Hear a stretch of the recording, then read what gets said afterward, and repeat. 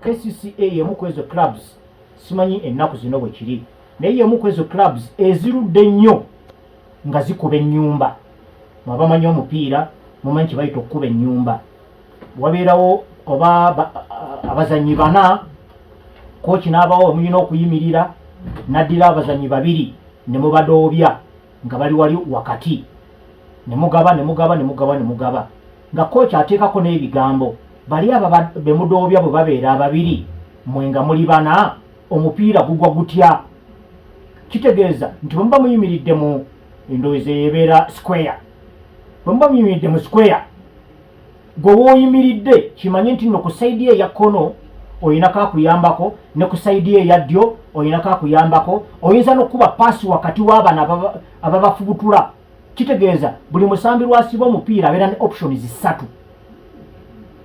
bwe kityo kesisa ekintu eki ebadde ekikola ebbanga lyonna kati n'ebiseera ebimu baakikalubyanga nga kochi ayinza okuddira n'ateekawo obusonda buna n'ateekako ne bukooni okulaga nti ku buli kooni kulina okubeerako omuntu naye ate mwe abali ebbali n'abasoma nga muli basatu mwekka n'abateekako ababafubutula nga bali babiri ekigendererwa nti wali ku kooni wali awatali muntu muyina kugendawo na movement omupiira guyina okubeera ne movement muyina okwenyeenya naye nga woogenda weewatuufu akati nze kyendava nsonga mu David Raya bw'otunuulira ennyimirira William Saliba gye yali ayimiriddemu n'omupiira nga ne Brian Mbeumo amuvaako mu mugongo ate si musajja musazi nnyo kaakati ate nga omupiira gwagenda oguwa Zubimendi kubanga Bawuren Timba bo batambula mangu ne bagenda mu maaso ebiseera ebisinga Zubimendi ya droppingira mu namba 2 awo era we yafunira omupiira ogwo kati Zubimendi naye yalinako omusajja amunyiga amupressinga olw'okuba nti nno ttiimu nnene ate eri waka nga Zubimendi tasobola kubanga ayagala okukuba omupiira ogw'ekitiitiizi nti kebamuwadde kagukubeeyo nkuba ejja kati olwo singa David Raya yakkiriza okusamba nga ayambako ku banne even before nga tebannafuna buzibu buli ttiimu yonna ng'esamba bw'obanga ttiimumeeti wo alina omupiira mulina okumuwa options 2 kati William Saliba bwe yafuna omupiira okujjako nti yandibadde akubayo mukube ekyandirabisenge ekyekitiitiizi yali alina okuba nga alina options 2 ne option yalina emu eya Zubimendi kati olw'okuba nti nno Saliba omupiira guno yaguvuga ng'ava mu eyo gye bayita D ke kakakoloboze ke bateeka ku 18 yards box akakoloboze naako nako era kali muleeta D mwe kali mu mateeka gali freeing tumulowoozamu abakola ebisaawo eno ebbalibbali eri ewaffe ejjimbo kona nti nno kali awo kamasaali akantu ako bakateekako kubanga etteeka bwe liba nga ligamba nti nno walina okubeerawo 10 yards okuba free kick abasiba akasenge mulina kasiba mu 10 yards kati bw'otunuulira awakubirwa penalty n'obala ebigere okuva we bakkiriza abasambi okukoma okuleka omukubi w'omupiira agenda okuba penalty bwe bongeramu kaddi ako kekaweza yaadi eze 10 so kaakati mwako kaddi William Saliba we yali ava nga option ayinemu yokka ya Zubimendi naye ate era teebereza Raya yasigalayo kumpi ngaawo we bakubira penalty we yasigala ayimiridde so William Saliba bwe yadriftinga n'omupiira guno ng'akkirira ng'agenda mu namba 2 ne David Raya yali alina okugenderako si kumugenderako nga amweripyeko ku kibegabega oba ki yandibadde akolamu karani katonotono mu mupiira bakiyita movement yandikozeemu ka movement katono najjanga wano 6 yard box weekoma najjanga 18 yards box weekwatira ku touch line awo kiba kitegeeza nti Zubimendi yandibadde takunuukiriza kumuwa paasi eyo ng'ate ejja nakoma mu kkubo yandibadde amulaba actually n'okwogera yandiyogedde nti wendi kati olwo kitegeeza Arsenal yandibadde 3 against 2 muyina batimumates basatu Zubimendi Saliba ne Raya ng'ate Man U eyina abanyiga 2 bokka awo muba musobola obbakuba ennyumba yensonga lwaki nateekamu David Raya okumunenya mu ggoolo eyo naye ate era goolo zonna ogenda ozitunulira ezaaku Arsenal zaali zeewalika, kubanga bw'otunuulira goolo ya Patrick Dogu yayagala okufaanaganamu eya Matheus Cunha. Mu kufaanaganamu kuno kyali bwe kiti, omusambi akola movement mu direction zonna okusinziira ku mbeera, naye omusambi ono buli lwakola movement oluusi emu ebeera yagenda maaso ng'ayagala mumuyisizeemu, oluusi ebeera gyewandiise supporting run. Actually ku goolo zombi zino ebbiri ezaasembayo eya Dogu n'eya Matheus Cunha mwalimu supporting run. Omusambi ali mu half ya opponent naye n'asalawo okufuna ng'adduka adda ewuwe. Patrick Dogu bw'atyo bwe yali n'akola ka supporting run ako, tewaaliwo musambi wa Arsenal yenna yamugenderako. Najja n'asiba n'akyuka n'ategesa wali gundi Bruno Fernandes ne bekisennyinga paasi ezaawo naki. Kati naye Matheus Cunha era bw'oba ojjukira yakola ka supporting run ako nga talina akamunyiga n'ogu, n'asiba n'okukyuka n'akyuka n'asenda n'abasala omupiira. So ku ngeri Arsenal gyebadde esambamu ngeri that compact, tebakkiriza kusamba, tekukkiriza kusitula face kulaba gy'olaga. Lwaki abazannyi abo baafuna inches ezo? Kubanga muzannyo gw'omupiira ku level ng'eyo oba tosuubidde kukozesa acres of space, oba osuubidde kumanipulatinga mupiira mu buspace obutono obuba bulekeddwawo, oluusi ne space tebaawo kubanga opponent aba akutegedde oli wa bulabe gy'ali. So ze goal ez'esatu, naye nga mukulu Adam Mukiibi mwebale kungoberera ku YouTube n'abalala mwenna abaliko. Njagala nnyo ebibuuzo nga bino. Ekirungi ku YouTube abantu tebayomba. Abantu bamanyi ku YouTube nti nno muteesa buteesa. Oli ne yeebuuza oyongera oku breakinga down ensonga gy'atategedde, oba oli n'aleeta alternative, kubanga kuno kubeera kubaganya birowoozo. Naye kiri ku TikTok TikTok oli nekyatamanyi wakiri akuwaamu ekivumo kuba kyekivumo akyekakasa. Okay, naye webale nnyo webale ddala mukulu Adam Mukiibi ku lw'ensonga eyo, kandowooze nti nno ndi breaking it down bulungi. Kyekyo kinali ngenderera wadde ensonga olw'obudde bwe tubeera nabo wano obutamala bulungi, oluusi ensonga siziggusa bulungi oba oli awo ne zitafuna ntaputa gizigwanidde. Round 16 ya UEFA Champions League, bano abagenda okuzannya abatayiseemu butereevu mu ttiimu 8. Of course baadde tebasobola kwekomekera mu ttiimu 8 kubanga ttiimu 8 ze zigenda obutereevu ku round 16. Kakati bano abaddako awe 16 okuva ku kifo eky'omwenda paka ku 24 bakutte dda akalulu kaabwe okulaba aliwo agenda okukwata aliwa basobole okuggyako omwomu, kubanga eringa bwe bagiyita round 16 kuba kulina okubeerako ttiimu 16. Kati already 8 zaayiseemu lwakulembera table eya ttiimu 36.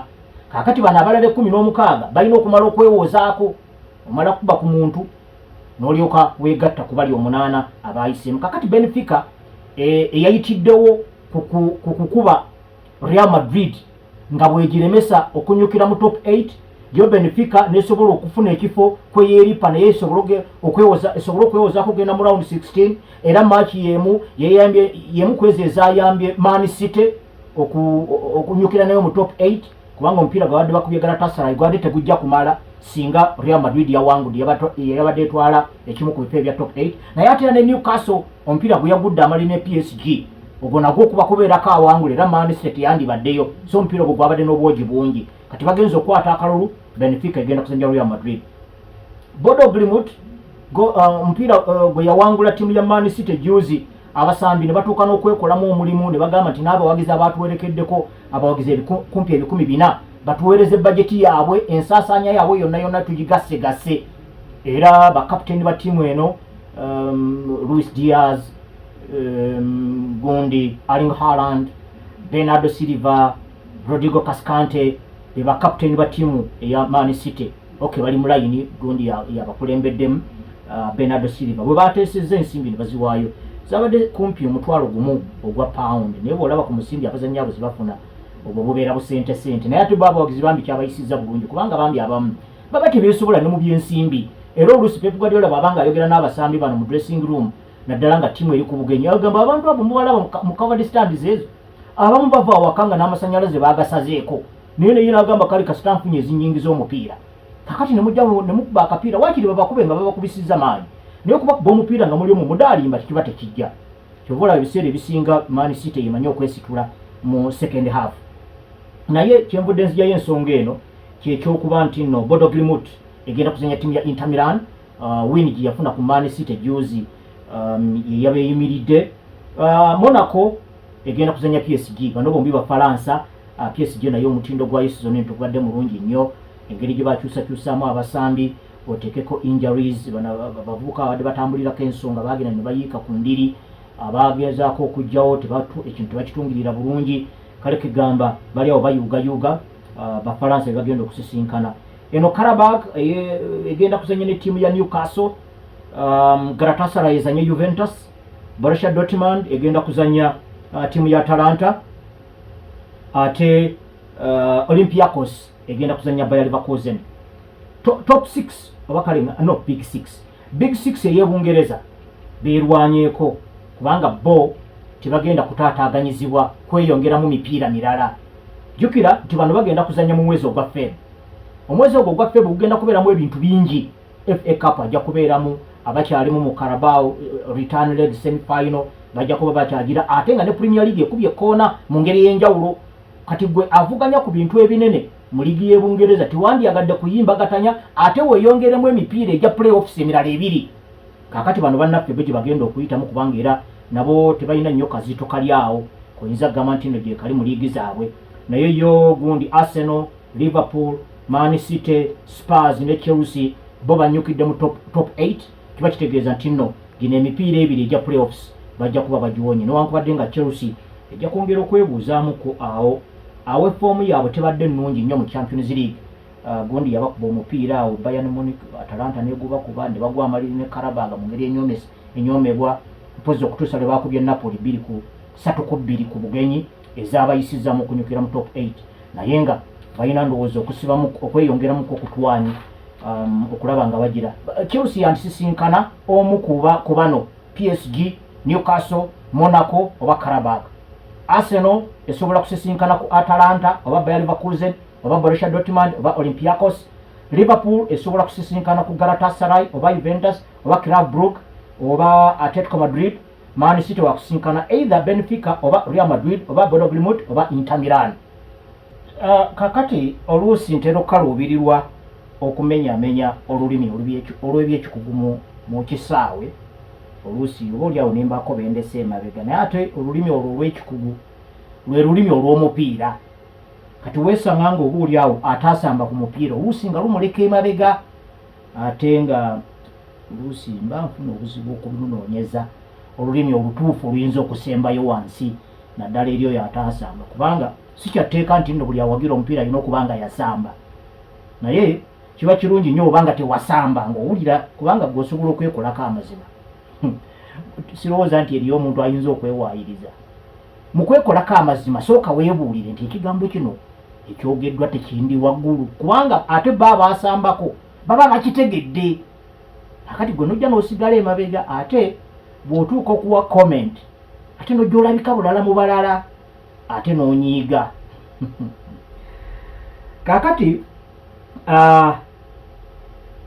tugenda kulaba weekend nga Arsenal efuba okulaba nga yeerwanako oluvannyuma lw'emyaka 21 yandyagadde okuwangula ku kikopo ekya liigi omanyi ebintu by'okuvuganya bwe bityo bwe bibeera okuvuganya kukyusa levels buli kiseera kuba kwekyusa oyinza okubaako w'onywezezza naye ate tosobola kunywezaawo nga ng'olaba b'ovuganya nabo balinako ekkoona eddala lye bakubye bw'obeera comfortable ne wooli weekanga nga obujulizi bw'owadde tebukumala kuwangula kyova olaba nga buli mupiira oguyitawo guba gulina okubaako ettoffaali lye guteeka ku ekyo ky'ogenderera mu season nolwekyo Arsenal yasemba okuwangula ekikopo 2-4 oba oliawo yeneeyimirira banne waayo mu season eno kubanga 2-4 oyo yali wa byewuunyo ng'otandikira ku Arsenal yennyini okuwangula ekikopo ekya liigi nga tekubiddwamu mu liigi y'Ebungereza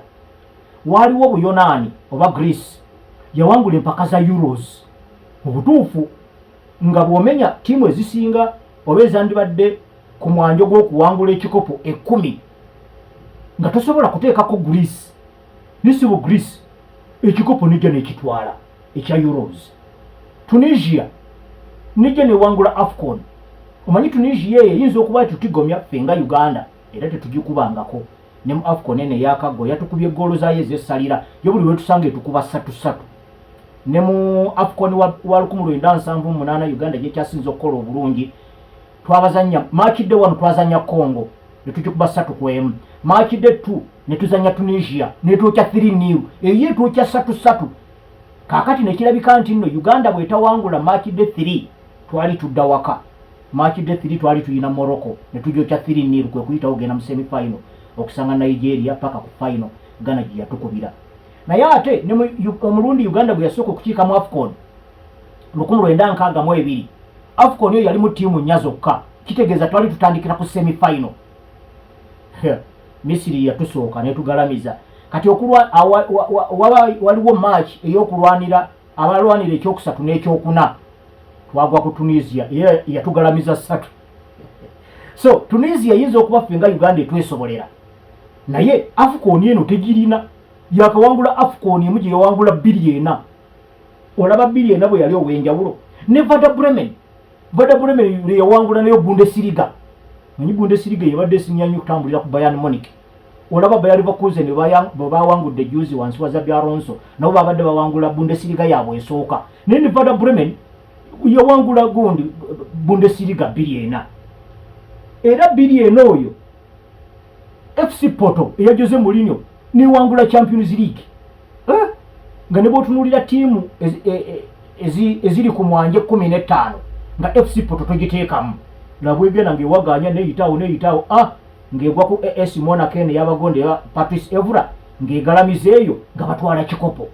Olaba 2-4 nti yali wabyewuunyo.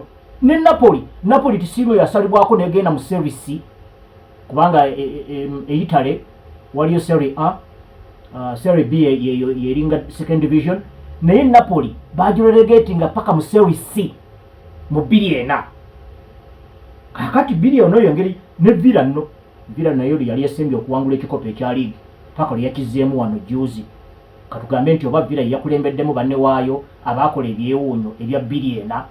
Kakati Arsenal nayo erina okwewozaako era ndowooza nti nno buli weekend etuuka baba balina kuwanika mukono bagenda kwewozaako batya, era bajja kubuuzibwa ebibuuzo bingi. Arsenal ne Man City ndowooza naye ejja kubuuzibwa ebibuuzo bingi nti Arsenal wali weegize n'ezibiriramu gwe Man City munnaffe ogamba ki? Man U naye ebuuzibwa ebibuuzo, naye wetwogerera bino ebibuuzo ebigibuuzibwa si bya kikopo. Ebibuuzo ebigibuuzibwa osobola okuuma winning run, osobola okulangirira mu butongole nti okubye koona ery'enjawulo, osobola okukakata ne weenyweza waakiri n'ofuna Champions League positions. Ndowooza ekyo ekiringa ekyentandikwa. Biri ebirala bijja kujja eri mu maaso, naye okusooka wano byebimu ku ebyo ebibuuzo United byagenda okubuuzibwa mu weekend eno. Era Arsenal mugenda okukyalira Leeds ku gundi ku Elland Road. Balina okuddamuko engeri gye basisimukamu emirundi 2. Arsenal ebadde singa ebadde efuna win ebadde ereka Manchester City obubonero 10 ekyandibadde akalembereza, naye emirundi egyo 2 gibadde gituuka ne gigaana. Kibadde kiva ku ki? Era babadde bakakubwamu n'omupiira awaka, omupiira gwabwe ogusoose season yena awaka. Oba osuubidde tiimu okurespondinga okuddamu. Okujjako ye Chelsea ne Aston Villa bo balimuko innocent, oyinza obutababuuza nnyo bibuuzo kuba Chelsea omutendesi waabwe omujja tosobola mubanja kintu kyonna, musajja mupya akimanyi nti nno tiimu nene evuganya ku bintu ebinene, naye munnange naawe oba okimanyi tuvuganya ku binene olina okuteekawo embeera. Kati omutendesi abadde alina kyazimba akirese mu bbanga n'agenda. Liam Lozena ndowooza osobola kumusaba kukuwa kifo kiri decent. Bw'aba kuwadde ekikopo fine, naye nga ekisookerwako olina okumusaba ekifo ekikkirizika. Tweyongereyo nga tutunuulira ensonga ennene, kino ekyokuyingira mu kisaawe, ani anaatandika, ani asooka ku benchi, ebyo bijja nga bibumbirirwa omulamu omugazi, bigendererwa ebinene by'olina mu weekend. Enjagadde okutambula nabyo kuba okutunuulira nti line up gundi yayinza okutandika gundi ali ku injury.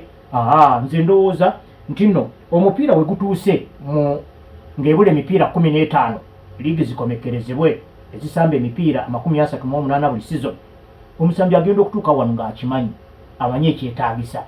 Oba mulungi nnyo oba si mulungi nnyo, alina okuba nga ayambadde kooti enwanyi.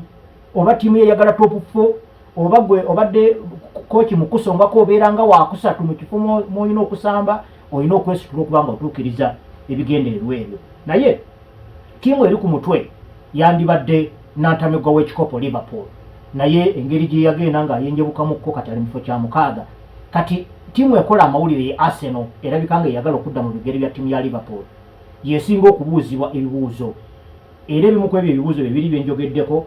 Ekyokubiri kyekyokuba nti Arsenal erina okwongera okulaga nti yo yennungi ennyo oba abagivuganya beebabye ennyo. Omanye ekyo nakyo kibeeraawo. Oyinza okuba nga oli mulungi nnyo osukkulumye nnyo, naye ate ne weesanga nga maaki weebaako ebibuuzo byekubuuza ng'ate ebibuuzo ebyo tobiddamu. Ngera bwe tulabyeko Arsenal tubadde tugiraba ebiseera ebisinga bwe baba nga Arsenal yagala win esobola ogifuna, naye ebiseera ebimu win bw'eba ng'egaanyi ebulwako omusambi asituka mu ngeri y'enjawulo okubasitula nga kibadde kyetaagisa. So nga bw'otunuulira ba champion wali emabega tubadde tulaba nga tiimu ezifuuka zi champion wabeerawo abazannyi abasituka mu ngeri y'enjawulo at particular moment. N'osanga Ilkay Gundogan asituse wano, n'osanga oluusi Kevin De Bruyne, n'osanga oluusi abadde Erling Haaland, n'osanga Liverpool ng'omusajja ono gondi Mo Salah afuuse ekimenke. Buli lwe kibanga ekigira nti Mo Salah n'abakutula mu 98 nga wabeerawo omuzannyi oyo omu. Ndeka ati Arsenal ogenda ogyutunuulira all round nga tewaliwo omuzannyi oyo omu gw'ogamba nti bintu bino nga bigaanye aliwa. Era ogenda okulaba nga goolo zijja mu ngeri ya kuŋŋaanya, so si nti nno waliwo that particular source wogenda okuba ndowooza ne top scorer Arsenal alina goolo 5 kati. Oluusi ekintu ekyo kibeeramu advantage obanga okivuze bulungi nti tiimu gyekoma okuŋŋaanya goolo okuva mu sources ez'enjawulo ebeera unpredictable, nti nno opponent ayinza okulemererwa okubaako waateeka essira tomanya anakkutula, naye walina okubeerawo omuzannyi oyo wadde ng'ateeba goolo ntono naye nga yasalawo ku Arsenal egenda okugwa draw 0-0 ne Nottingham Forest n'eyo ewangula 1-0 wadde terabise bulungi nnyo. Kakati ekibuuzo ekyo nakyo kijja kulabika nnyo si mupiira gwa weekend gwokka, naye n'emipiira egisigaddeyo 15 bwe kiba ng'ebigendererwa bya Arsenal byakuwangula kikopo. Ebibuuzo ebyo baba balina okubiddamu every match day, so sigamba nti kebaakikola luli omuganda agamba nti oguwedde teguba muka. Wadde nga Manchester City ne Arsenal ebibuuzo bigenda babuuzibwa kyeki kye basobola okwongera ku toffaali eryegwanyiza ekikopo, yo Man United ebibuuzo byayo bigenda kubeera byanjawulomu. Ekisooka, omutindo gwe boolesezza wansi wa Michael Carrick ogukubya abanene ababiri abaddiriŋŋana osobola ogwongerayo mu maaki ey'okusatu.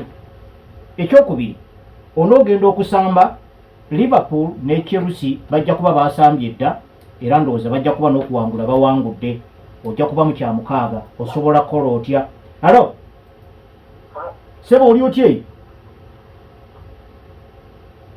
Alo sebo gwe mwami ani? Nze Rumansi.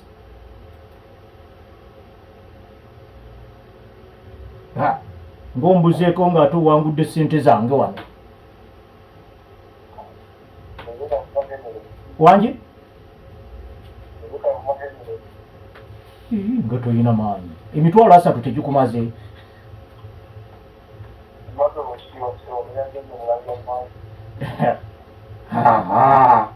Kale munnange weebale kwetabamu, naye olwasatu ebizike by'omukaaga mbirabye wano era kulikayo nnyo. Weekend ndowooza bwe munaabeera bwe mutyo. Kati ate oba oli awo ku Monday we tujja okutandikira enkya era sabula bingo tujja kubeera naye ne ku sayidi eri ne muganda wange gondi Isa Batayambadde Kimbugwe nga tubaweereza omupiira gwa Leeds United ne tiimu ya Arsenal olunaku lw'enkya ku ssaawa 12. Kati kyembadde ku nsonga ya Man United, akanyomero akasooka keeko bagenda okusamba ttiimu ya Fulham nga Liverpool gye basinga obubonero obubiri ejja kuba yakyazizza dda Newcastle Anfield, ne Chelsea ejja kuba yakyazizza dda ttiimu ya West Ham ng'ate Man U esingako Chelsea akabonero kamu. Kitegeeza nti singa Liverpool ne ne Chelsea bawangula emipiira gyabwe. Man U negenda okukyaza Fulham nga bagisiseeyo dda mu kyokuna eri mu kyamukaaga. Oyinza kulabika otya nga oyinako kyogoba nga bogoba bakuli waggulu. Naye ate era ne Man U tiimu ze yakubye zabadde zigiri waggulu ku tebo. Era tiimu ekuli waggulu obeeramu engeri gy'ofungizaamu kuba ogimanyi nti eyo nzito. Ozanya Arsenal ekulembedde, ozanye Man City eri mu kyokubiri, gw'oli mu kyakuna. Kakati ono gw'ogenda okuzanya akuli wansi omusinga ne points 4. Omusuubidde okweyisa ng'omutono, omusuubidde okuba baasi, omusuubidde omupiira ogukulekera. Kakati ogenda kweyisa otya nga osamba omutono?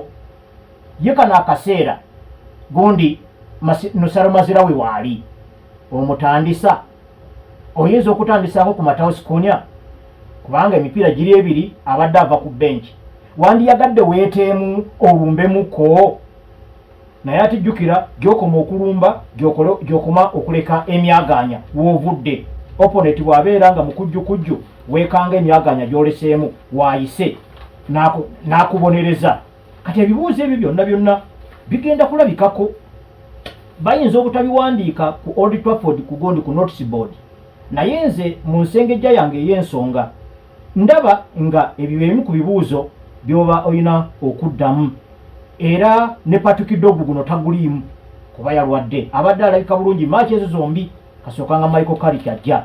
Kakati ogenda kuzibawo otya ekituli ekyo? Osuubidde Alex Iwobi ne Sander Berge abakuba mu defensive midfield mu system ya 4-2-3-1 okusamba closer ku ba central defender Joachim Anderson ne Gondi George Kwencha. Ngera bwe tubadde tulaba Carlos Casemiro ne Kobe Maino bwe basamba very close ku central defense partnership eya Lisandro Martinez ne Harry Maguire, kubanga babadde bakimanyi nti bazanya munene era nga basamba transition based football. Nti nno ojja kutuulayo omusajja omukwatirize waavudde oba omubonereza. Kati osuubidde nti no ne Fulham bwetyo bwejja okukola. Kakati gwe emiwaato egyo ogenda giziba otya ate nga bw'ogenda okulumba eri? Kati ebibuuzo ebyo byonna birina okubeerawo. Naye ate emipiira gyonna egisembyeyo 23 Man U ye ttiimu esinza okwagala okwegeza mu kuteeba. Yeegezezaamu emirundi 373. On average ttiimu ebungereza zigendera ku attempts 281. Kitegeeza nti no Man U eri above average mu kugezaako okwagala okuteeba. Naye okugezaako kimu n'okuteeba nakyo kirala. Kakati ebibuuzo ebyo nabyo tulinza okulaba United engeri gyeyinza okubiddamu ku mupiira gwe bagenda okuzanya ne ttiimu ya Fulham nga bali waka. Katukome wano. Ensonga endala ate tunaaziraba enkya nga tubaweereza Premier League y'Ebungereza saa 12 omupiira Arsenal gwejja okutandika ne ttiimu ya Leeds ku Elland Road. Ate era ndowooza wano tujja kubeerawo ku Monday Katonda bw'anaabakkiriza. Nze Lumansi David awangaale Ssaabasajja.